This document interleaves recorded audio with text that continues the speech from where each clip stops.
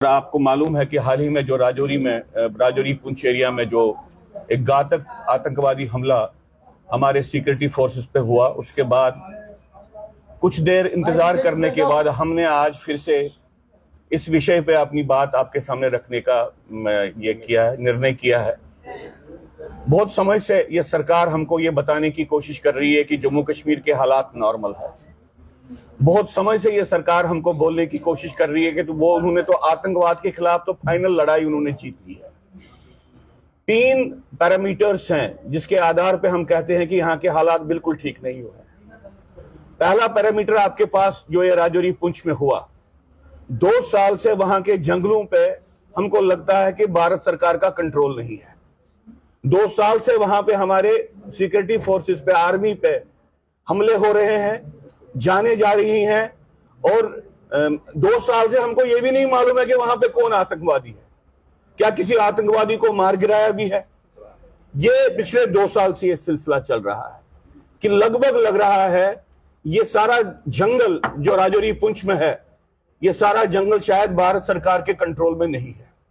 क्योंकि अगर ये कंट्रोल में होता तो हमको ये नहीं कहा जाता कि हमको अब कुछ दिन के बाद हम आतंकवादियों को अरेस्ट करेंगे, कुछ दिन के बाद उनको मार गिराएंगे। हमको ये नहीं कहा जाता कि भाई वो जंगलों में भाग गए हैं।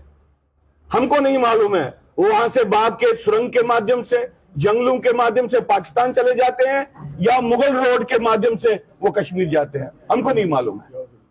लेकिन राजौरी पुंछ में जो सिक्योरिटी सिचुएशन है, ये हमारे ओवरऑल इंटरनल सिचुएशन पे सबसे बड़ा ये सूचक उस बात का है।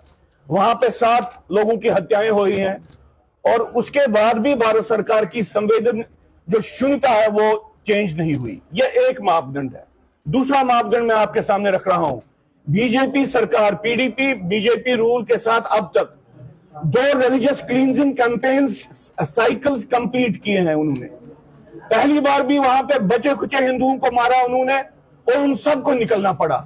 दूसरी बार भी बचे खुचे हिंदुओं पे मारने का उन्होंने क्रम शुरू किया, फिर वहां से हिंदुओं को निकलना पड़ा। मैं हजारों की संख्या में बात नहीं कर रहा हूं, कुछ हजार की संख्या में वहां पे हिंदू रह रहे हैं और भारत सरकार ने उनको उनका प्रोत्साहन बढ़ाना, उसके साथ खड़े होने के बजाय उनको धमकी दी कि अगर आप वापस उसी माहौल में नहीं रहोगे तो हम आपकी तनख्वाह बंद करके आपको जान के लाले पर आपको भूखों मरना पड़ेगा। ये दूसरी बात है।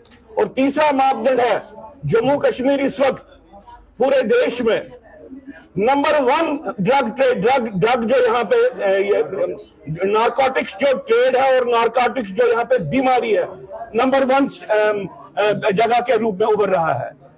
पंजाब को कहते थे कि नंबर 1 है नॉर्थ में, और नॉर्थ ईस्ट को बोलते थे नंबर में, लेकिन नॉर्थ ईस्ट वहां पे 7 स्टेट्स हैं। अगर आप स्टेट्स यूनियन टेरिटरी की बात करें तो जम्मू कश्मीर नंबर 1 नारकोटिक्स जो पूरा ये चक्कर है उसमें नंबर 1 है। और नारकोटिक्स का टेररिज्म के साथ एक इंटीग्रल रिलेशनशिप रहा है पूरी दुनिया में।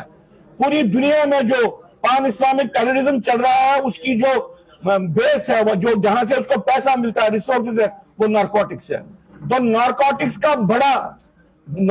का उभर के आना ये टेररिज्म के जो तंत्र है उसके उभर के आने का सूचक है। ये 3 बातें हैं। इन 3 बातों को लेके हम ये क्लियरली कहते हैं कि जो ये बार बार कहा जाता है नॉर्मलसी, ये अपने आप को झूठ बोलने वाली बात है। जो ये बार बार ये कहा जाता है कि अब तो हम विक्ट्री कर गए, या अपनी जो अंग्रेजी में कहते हैं putting wool on your eyes, ये वाली बात है। हम सरकार से आज निवेदन करते हैं, हमको कोई पॉलिटिकल बात नहीं आज करनी है। स्पेसिफिकली आप जम्मू कश्मीर की आंतरिक जो सिचुएशन है उसका आकलन करने के लिए जो आपने एक तरीका चुना है वो एक सेल्फ डिल्यूजन का तरीका है। इसी सेल्फ डिल्यूजन के कारण आपकी पूरी एडमिनिस्ट्रेशन काम नहीं कर पा रही है।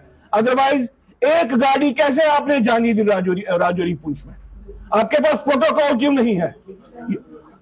होम मिनिस्टर ने तो हाल ही में कहा कि 360 डिग्री अलर्ट होगा। वो 360 डिग्री अलर्ट कहां गायब हो गया?